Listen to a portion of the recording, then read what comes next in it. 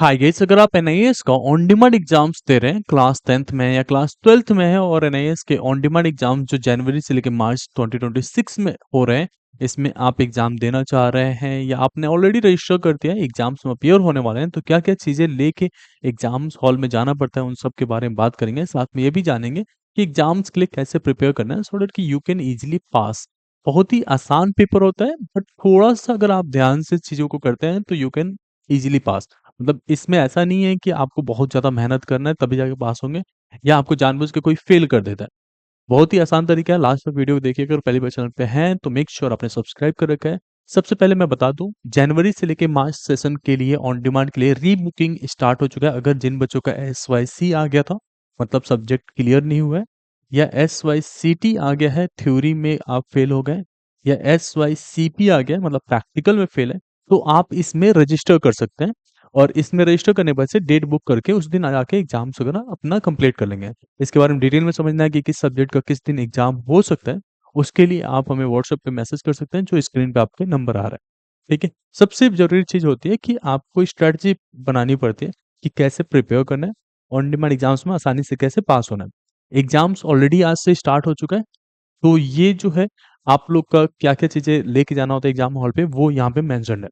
सबसे पहले तो एग्जाम सेंटर पे आधे घंटे पहले पहुंचिएगा। 2 बजे से पेपर होते हैं। मेक श्योर कि 1 डेढ़ बजे तक वहां पे पहुंच जाइए, जिससे कि कोई आगे जाके प्रॉब्लम ना हो। आपका हॉल टिकट लेके जाना जरूरी है, जिसके ऊपर मेंशन होगा कि किस सब्जेक्ट का एग्जाम किस दिन रहेगा। उसके बाद से आपके एनआईएस का आईडी कार्ड जरूरी होता है। ये दोनों और कंपलसरी है। साथ साथ कोई भी एक गवर्नमेंट आइडेंटिटी प्रूफ, जैसे आपका आधार कार्ड, कैरी करना पड़ता है। इसको जरूरत नहीं होता डायरेक्टली, बट फिर भी आपको लेके जाना चाहिए। एग्जाम्स आज हो चुका है, कल से फिर से एग्जाम्स हो रहे हैं। ट्यूसडे, वेनेसडे, थर्सडे, ये 3 दिन एग्जाम्स होंगे टिल मार्च में। कुछ स्पेसिफिक डेट्स हैं, वो आपको फॉलो करने पड़ेंगे। ठीक है। ये चीजें समझ में आ गया। जो स्टूडेंट्स वापस से एग्जाम्स देना चाहते हैं, रजिस्टर करना चाहते हैं, उनके लिए भी ऑप्शन है। अब यहाँ पे अगर जो स्टूडेंट सीबीएसई में फेल हो गए थे, कंपार्टमेंट लग गया था, वो भी वापस अप्लाई कर सकते हैं। जो स्टूडेंट्स एसवाईसी एसवाईसीटी वाला था, वो भी स्टूडेंट्स अप्लाई कर सकते हैं। सबसे अच्छी बात होती है कि अगर आप सीबीएसई में फेल हो गए तो एनआईएस में आप जो है रीअपियर करके पास कर सकते हैं बिना साल गवाए।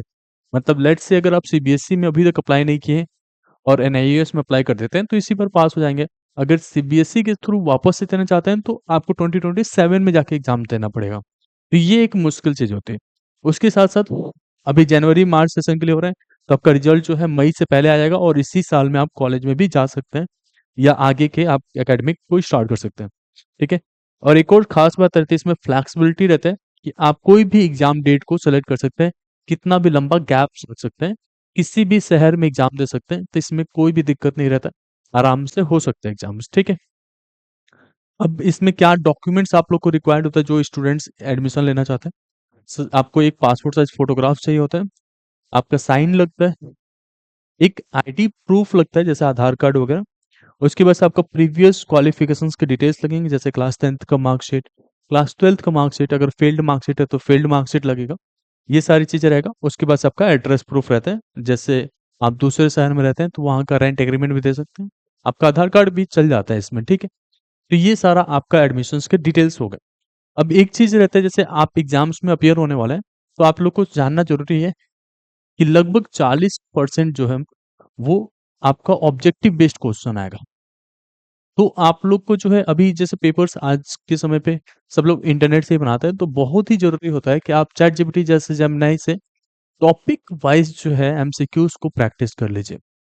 अगर एमसीक्यूज आप प्रैक्टिस करके आते हैं तो बहुत सारा चांसेस होता है कि आपका मैच हो जाए और आप जो है इजीली पास होने तक का वहां से स्कोर कर रहे होंगे। साथ साथ जो है बाकी 60% है वो सब्जेक्टिव रहते हैं, मतलब 40 के आसपास एमसीक्यूज आएगा ही आएगा।